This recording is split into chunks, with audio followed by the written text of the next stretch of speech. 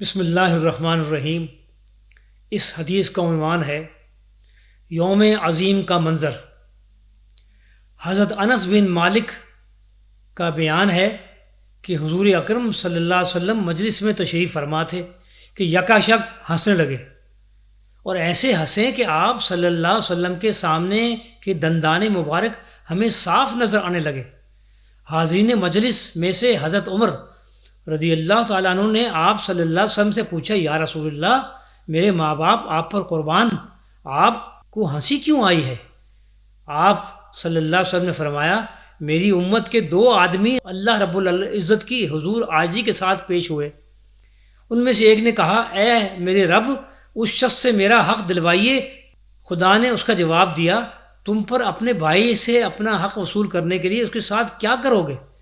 اس کے نامہ اعمال میں تو کوئی نیکی باقی ہی نہیں رہی۔ وہ شخص کہے گا، پروردگار، اگر اس کے پاس نیکیاں نہیں رہی ہیں تو پھر یہ میرے گناہوں کا کچھ بوجھ برداشت کرے۔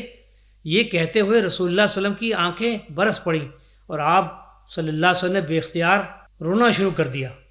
پھر آپ صلی اللہ علیہ وسلم نے فرمایا، بے شک وہ بڑا سخت دن ہوگا جب لوگوں کی یہ خواہش ہوگی کہ ان کے اوپر سے گناہوں کا بوجھ ہٹا لیا جائے۔ کل حشر کے میدان میں جو کچھ پیش آنے والا ہے اسے آپ اس زندگی میں نہیں دیکھ سکتے، لیکن خدا کے رسول صلی اللہ علیہ وسلم نے جس مؤثر اور بلیغ انداز میں اس کا نقشہ کھینچا ہے، اسے سن کر اور پڑھ کر تھوڑی دیر کے لیے آپ ایسا ضرور محسوس کریں گے کہ گویا آپ خود حشر کے میدان میں کھڑے ہیں، اپنی آنکھوں سے منظر یہ دیکھ رہے ہیں۔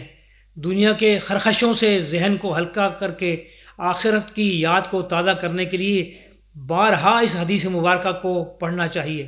نبی کریم صلی اللہ علیہ وسلم کی اس حدیث میں اس منظر کو یوں نہیں بیان کیا گیا ہے کہ کل یہ کچھ پیش آنے والا ہے، بلکہ آپ صلی اللہ علیہ وسلم نے ماضی کا صیغہ استعمال کر کے یہ بتایا ہے کہ یہ قطعی یقینی حقیقت ہے، جتنا یقینی وہ کام ہے جو ماضی میں ہو چکا ہے۔ پھر اس یقین کی اس بے مثال قوت کے ساتھ انداز ایسا دل نشیں ہے کہ دل پگھلنے لگتا ہے، اور اگر قلب اور ضمیر بالکل ہی مردہ نہ ہو چکا ہو تو آدمی بے چین اور دلگیر ہونے کے بغیر رہ نہیں سکتا۔ آپ صلی اللہ علیہ وسلم کے انداز بیان میں تاثیر کی وہ اتھاہ کیفیت اس لیے بھی ہے، آپ صلی اللہ علیہ وسلم خود بھی اس سے اثر لیتے ہیں، اور اس قدر اثر لیتے ہیں کہ دوسرے کے لیے بھی اتنا اثر لینا ممکن ہی نہیں ہے۔ ظاہر ہے کہ اس حدیث سے فائدہ اٹھانے کے لیے جو اس حدیث کو بار بار سنتا اور پڑھتا ہے، لیکن ایک بار بھی اس پر آنکھیں نم نہیں ہوتی، اور نبی اکرم صلی اللہ علیہ وسلم کی طرح ایک بار بھی اسے رونے کی سعادت نصیب نہیں ہوتی، قیامت کے روز ہر ایک کو اپنی اپنی پڑی ہوگی۔ اس دن کوئی کسی کا ساتھ کیا دے گا؟ وہ اس قدر ہولناک اور شدید دن ہوگا کہ ہر ایک یہ چاہے گا کہ جس طرح بھی ممکن ہو بس وہ بچ جائے۔ اسے اس کی ذرہ برابر پرواہ نہیں ہوگی کہ دوسرے کس حال میں ہے۔ وہ دن بڑی ہی بے چارگی، بے بسی اور احتیاج کا دن ہوگا۔ بندہ اس دن نہ کسی پر ذرہ برابر رحم کھائے گا اور نہ کسی پر ذرہ برابر اپنا حق چھوڑے گا، نہ کسی کو ذرہ برابر رعایت دینے کو تیار ہوگا۔ اسے فکر ہوگی تو بس یہی کہ کسی طرح میں چھوٹ جاؤں، چاہے سب پکڑے جائیں۔ اسی کیفیت کا ایک منظر نبی کریم صلی اللہ علیہ وسلم نے ان الفاظ میں بیان فرمایا ہے کہ آپ اس کا اندازہ خود کر سکتے ہیں کہ اس موقع پر آقا دو جہاں صلی اللہ علیہ وسلم کا دل بھر آیا اور آپ بے اختیار رونے لگے۔